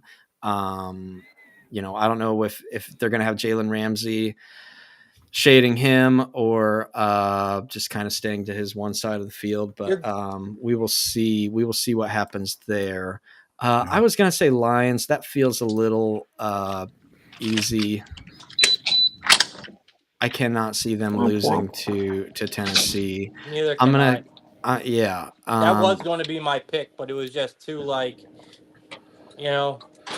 Yeah. We can't take it. We can't just give out layups here. Give Man, what do you guys think? All right, quick thought here. What do you guys think with what do you think we'll see out of Bryce Young coming back to start this week against Denver? 0. I see Bo Nix having a great game. Really? I see Bo Nix having a good game against Carolina. I'm in Carolina. I live in Carolina. The hype and the normal, like I tell you, the Cam Newton era was amazing out here. That great hype. Now the people are the Carolina Panthers are damn near Giants fans now. The way they feel about stuff. Yeah. So I just don't feel like it's there for them, and I just feel like Denver's got a nice young team. They're just moving forward. They're doing pretty well. Bo Nix had some good games. He's very agile on his feet. He likes to get out of the pocket, move around. So I don't know, man. Yeah, I like if I were to take it, if I had to take a team, I'd definitely probably take Bo Nix in Denver. To be honest, too, somebody made me feel a lot better. Like a lot more adamant about them when we played them in Madden. We were playing 3v3s the other day. Yeah. They cooked us with Denver. I was like, Denver might actually have a good team here. Yeah. But yeah, I like Denver on that one. I tell you what, I guess I guess I can take the Chargers here. This Saints team, I think this team stinks. I think a lot of people were fooled. Their hype is over. The train has crashed. The plane has I don't crashed. even care if when Derek Carr comes back, that team stinks. Everybody was fooled to thinking that they were like good after that Dallas game when they just boat raced Dallas on the road, and I think that was week 1. They just smoked the Cowboys. That's not the Saints. This team, there a lot of guys injured. On top of that, they just, I don't know, they don't have a lot of juice. Yeah. This Chargers team, as I said, this Chargers team can just give you fits. They're just going to keep running the ball, run, and try to just like bludgeon you to death. Absolutely. I can't see the Saints really being able to slow that down. Kind of a game that the Chargers, I think, need to win to stay afloat here. So yeah, go ahead, give me the Chargers, even in a little bit of a bounce back spot for them. That's where we will go there. Tox, did we get a pick from you, or I'm gonna give you guys one here. You're looking right at it. Seahawks versus Bills. I got the Seahawks. That was almost my pick. I almost gave the Seahawks, so you're gonna get a lot of agreement here. Yeah, they got it. They're and good. The Bills are great. Whatever, they got Amari Cooper, but I do think from a defensive perspective and from an offensive perspective, I feel like the Seahawks are going to get a better running game than the Bills are this game. I'm not sure if Cook is still hurt with the turf toe, but I do see a better running game with the Seahawks this game. Kenneth Walker, he might drop 2 on them. Then you got DK and Geno. I mean, Geno's been balling this year. Geno has been balling for sure this year, and they're gonna make a playoff run for sure. So I'm taking the Seahawks over the Bills. I haven't got a chance to look at the spread, but I'm going money line on the Seahawks for sure. Let me look at what the odds are looking like for Seahawks. So we're looking at it's going to be somewhere around that. Like a plus 140. So see, look, it's a plus 140. It's not terrible. It's a good play. I would take them with the Rams money line and some little couple props here and there, some scoring props. But yeah, Seahawks over Bills for sure.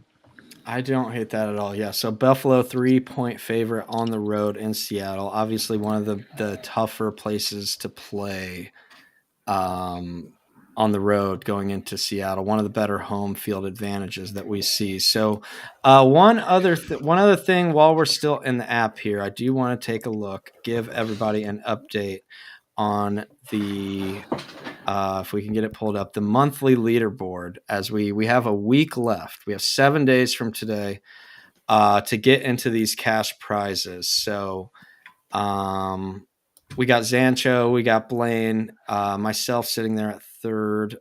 Anyone else? Our friend Bobby Digital down here at 6. So Let's go. And here's the thing, with the NBA now firing up, there's a lot more opportunities to kind of like maybe creep your way back up here. Don't see anybody on the panel up here in the monthly leaderboard. So maybe we'll see what happens for November for you guys. Yeah, I'm at like 154 right now. I'm about to say I'm gonna make an attempt for November to get top 5 at least. And I wanted to mention one other piece of housekeeping is remembering to get into these missions. Go into these missions right here. This is where you can just kind of pick up some extra points, right? So every day you can go in here, just log in, you get points just for logging in and going in here to these missions, right? So down here, get in here, follow, right? This survey down here, right now, this is worth 100 points. So if you want to make a little bit of a jump there, get in here, get this survey, just fill out the survey, follow the link. Fill out the survey for us. That is worth 100 points right now. So definitely give that a look. Little bit of bonus points there that we can get. So quick.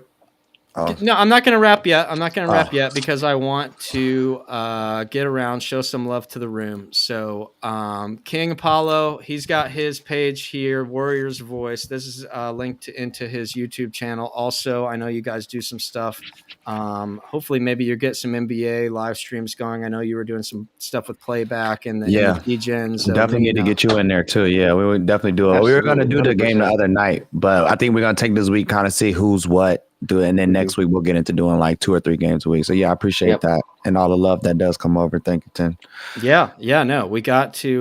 We'll get that. We'll get in there. We'll do. I'll definitely come and join for some of those streams as well. The Warriors Voice really cool. It's like you do a lot of interviews with guys in karate combat, get kind of a perspective from the fighters themselves. So love to hear that. Like I said, that's in his YouTube channel.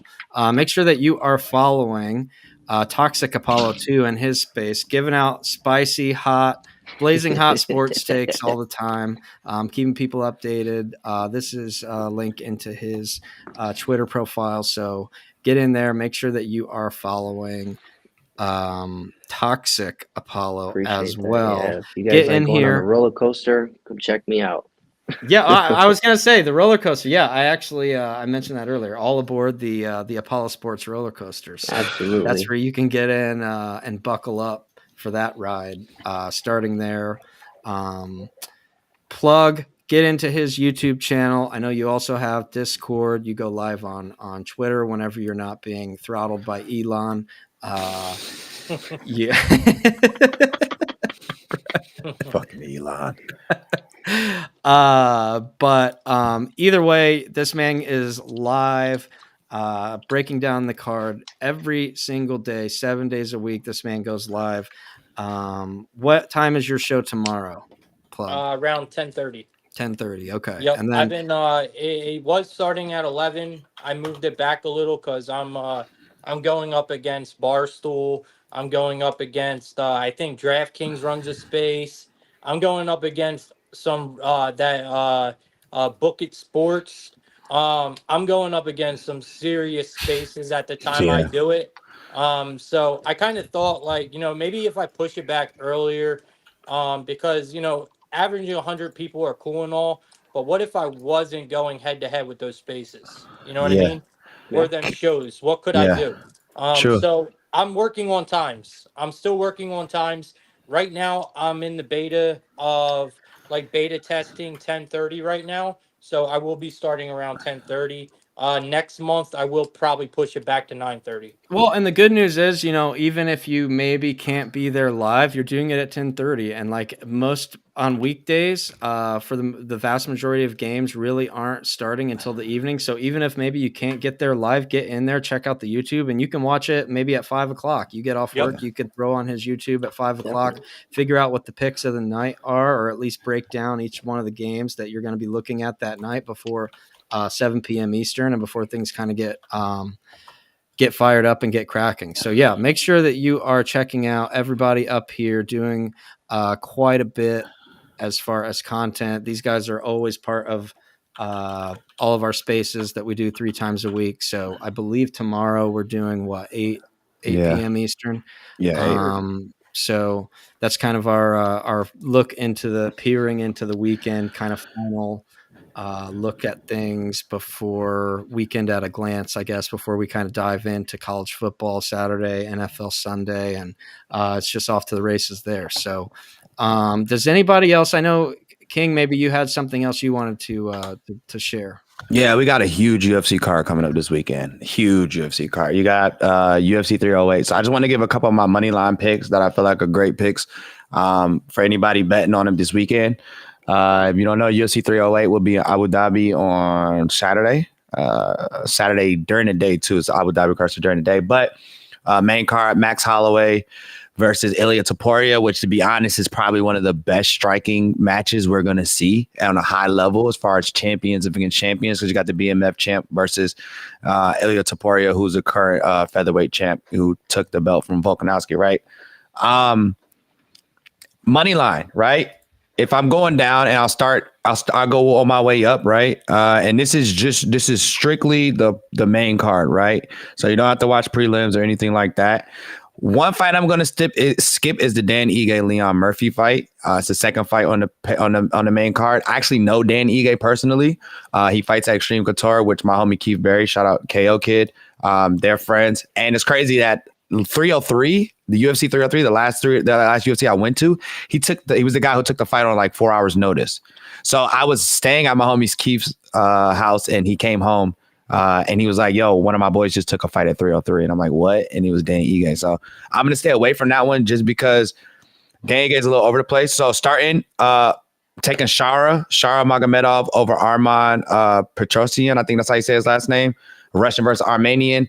When it comes down to Abu Dhabi cards, if their last name ends in a V, 90% of the time, take them. I'm just telling you. If it's an OV, an EV, it doesn't matter. Take those guys. They're going to win. Shara is undefeated at Abu Dhabi cards. He's actually undefeated. He has one loss. No, Shara's undefeated. Yeah, Amagomed has one loss. Shara's undefeated, and he's undefeated on Abu Dhabi cards. He mainly only fights Abu Dhabi cards, and he is a beast. He's taking people on short notice. He's taking people on full fight camps, and he's got the job done. So I'm taking Shara the bullet, money line, straight up. If you want to take him by something else, you could take him by submission or knockout. He's capable of both.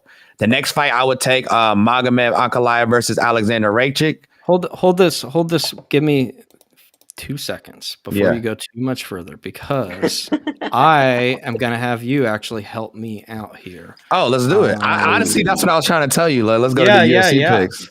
Yeah, because I'm going to go ahead and just fire my picks in here. All right, so scroll down. Let's skip the prelims. Scroll down some. Yeah, so all right, I see a V. I'm going there. I mean, yeah. You could take a V. Even on the prelims, you could take a V, bro. Straight up. Let's go down to a little bit down. Ferrero. You're gonna start Was at that the guy that just got slammed a couple, like it got Bruno Ferreira? No. That is Renan. That's the one who fought. You're thinking of the one that fought. Gosh, why is it not coming to my head right now? Francis Ngannou, who also trains at Extreme Couture. Start at Shara Magomedov. Right after the Leon Murphy Dan Ige fight. Okay, keep going. Boom, right there. Okay, started from there. The main card up. So I'm taking OV. You already know Shara Bullet. He's been scorching every fight he's had at Abu Dhabi. It's not even been close at all. So Definitely gonna be a winner of that one. Skipping to Dan Ige, Leon Murphy, but I mean, if you want to take a dog, Dan Ige is a dog. Took a fight on 4 hours notice and damn near won the fight. So if you're looking for a dog pick, Dan Ige is definitely a dog. Same thing here, Magomed Ankalaev versus Alexander Raychik. To be honest, the only person I feel like that can beat Alex Pereira right now, and it's not in striking, it's just simply because he's an amazing wrestler and can strike, is Magomed Ankalaev.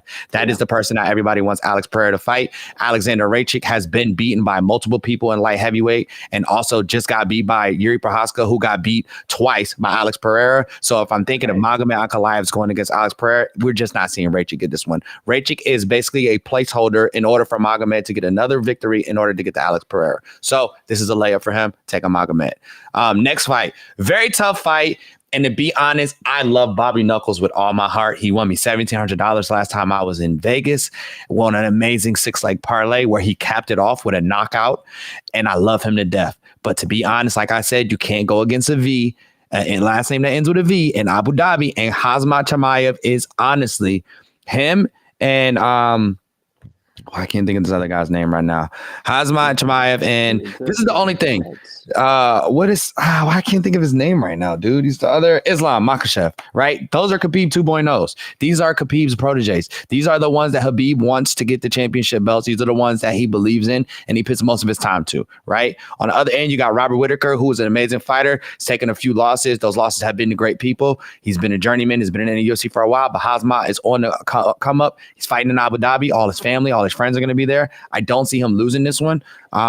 And the only reason Khamzat Chimaev loses this fight is if he doesn't show up. That's been his only problem. He's had 3 or 4 fights booked that he just gets sick right before the fight. So I would take Khamzat, but I would also wait because he might not even be able to show up. He's been a day before the fights, 2-3 days before the fights. He hasn't showed up. So definitely. But if so, I'm gonna take Khamzat. I think Robert does have the striking ability, but Chimaev and that Dagestani wrestling is different. Once those guys get you in that lock, man, it's pretty much over at that point. We've seen it happen plenty of times. Now, for the main event, this is a tough one. I'm gonna tell you guys right now, this setup behind me will be ruined if Ilia Topuria knocks out Max Holloway, okay? I love Max Holloway with every bone in my body. He's been in the UFC since he was 18 years old, and he's definitely been killing it. And he's took some L's, but if you look at his L's, it's to like Volkanovski, like it's to champions. There's a Hall of Famer losses, right? Ilia Topuria, in my opinion, has not fought in anybody of that caliber except for Volkanovski. We're talking about Max Holloway, who's coming off one of the greatest knockouts in UFC history. I was there. That thing replays in my mind almost every day, bro. It was an amazing knockout, and it was just beautiful boxing technique. You went body up to the hook at right in the chin, perfect spot, and drops him with 1 second left. Right, that's Max Holloway, right? A dog who was winning the fight and told him to come stand in the front. And the reason I'm going to take Max Holloway on this is one, because he's a dog, one, because he has experience, but also because I think emotionally Ilya's involved and Max isn't. Ilya's like, I'm going to point to the beginning of the fight. And Max is like, that's something I gave to Justin as a gesture to see if he could actually pull through and win the fight. It's not something I'm doing at the beginning of the fight. So Ilya's coming in. He has imposter syndrome from thinking he's Conor McGregor. He's doing all of the stuff Conor McGregor does. He's got all of these theatrics. He's got all of these people behind him. They're puffing his head up. And you know what? I think Max Holloway is the one to deflate him. So I'm going Max Holloway all the way on this one. I would honestly, if I could bet the house, I'd bet the house on him. Knockout, just being real. And I didn't even look out knockout or decision. I think this fight goes knockout either way. Okay. If Ilya does get it, you're talking. I mean, to be honest with you, Ilya is the best striker in that division, 100%, hands down. Max has a bigger bag, in my opinion, and has more experience, and has been in those situations where you only learn from them if you're in them, right? We're talking about a guy that's been in since 18. A lot of people try to say he's washed now or he's old. No, he's not.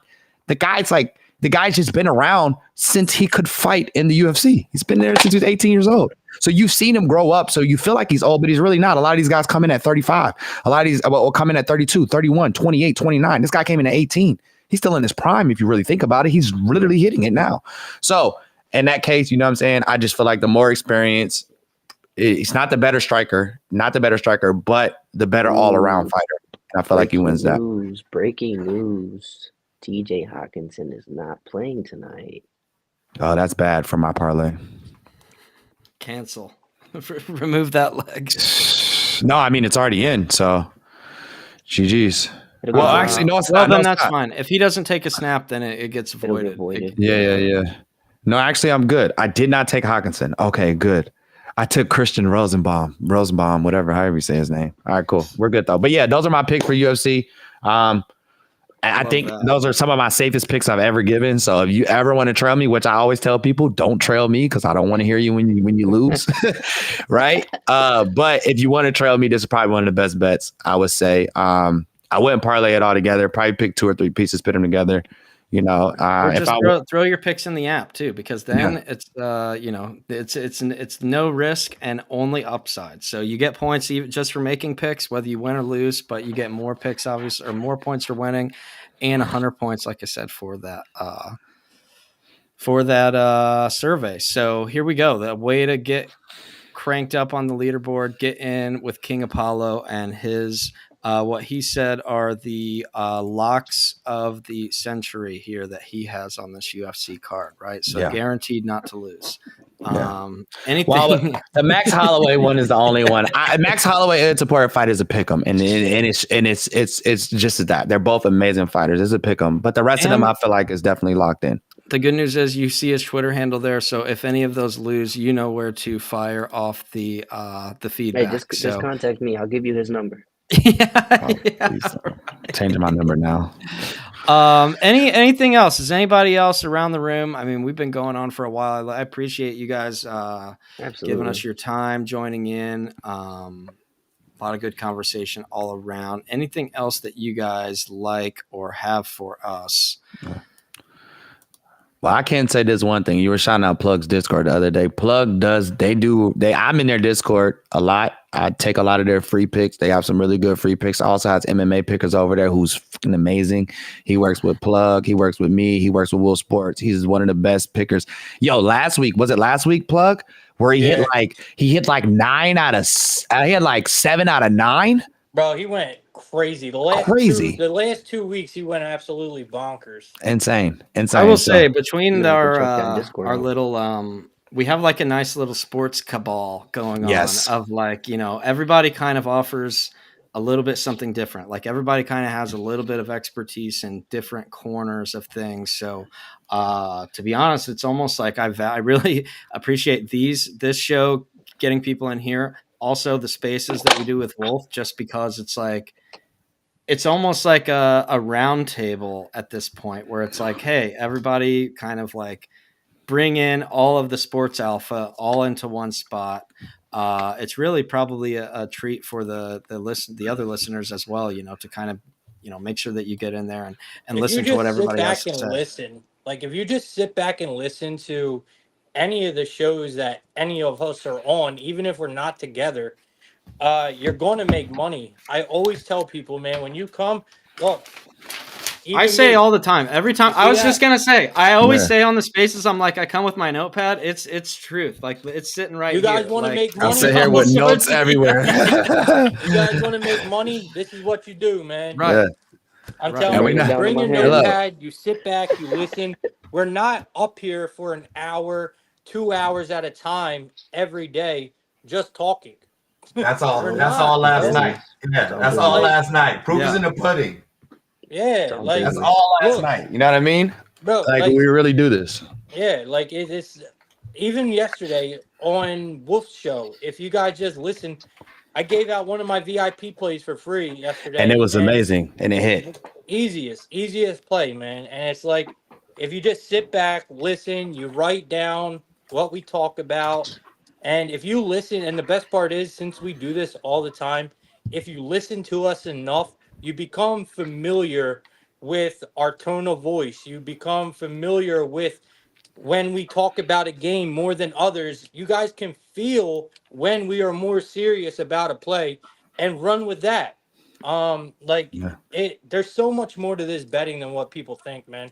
But there's many ways to go about it. But I'm telling you, if you just simply bring a pen and a notebook and you listen to Tenement TV, you listen to my show, you listen to Apollo, listen to Wolf Sports, or just simply join our Discords. I'm telling you guys, you will make money without a doubt. 100%. Yeah, 100%. Absolutely. and I I made a wanted lot. to also give a shout to our guy Bob D that comes. He shows up as well. This Bobby man is Digital. an expert in college football. Yeah. We recorded last night our college football preview for the weekend, so we're going to be putting that out later this afternoon as go. well. So, Okay. a couple of big picks there that you can keep an eye out for those as well. Yeah. So, I love like you I guys' said, shows, man. And you, I to be honest, the only sports shows out of Gil's Arena and It Is What It Is that I watch is Plugs in the mornings, because his is in the mornings usually when I'm like doing my little work, and then yours on Thursdays.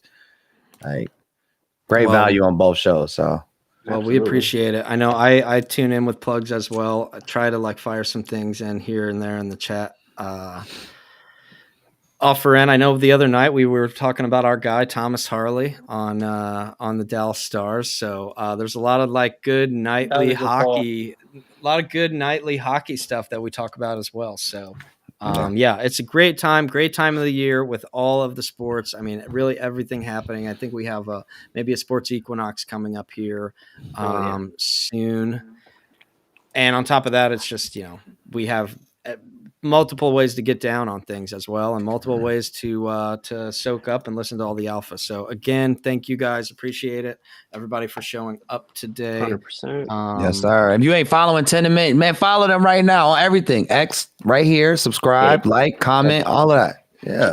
Where is the Because no lie, bro. here, There you go. Yeah, there we go. Hey, I'm gonna check you out on that Discord plug. I'm gonna join up in your Discord company. Oh yeah, I'll send you the link. I'll send you the link. If you're not joined up, join up, man.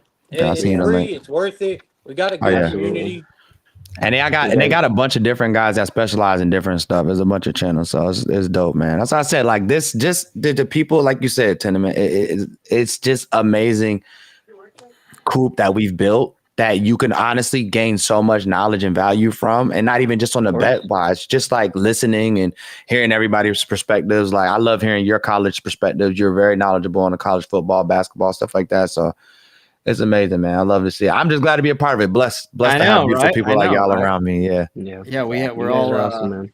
Kind of singing Kumbaya together now, but no, it is. It's nice. It is nice to kind of have a sports community. So yeah. Breaking news. What else you got? Puka Nakua's playing tonight.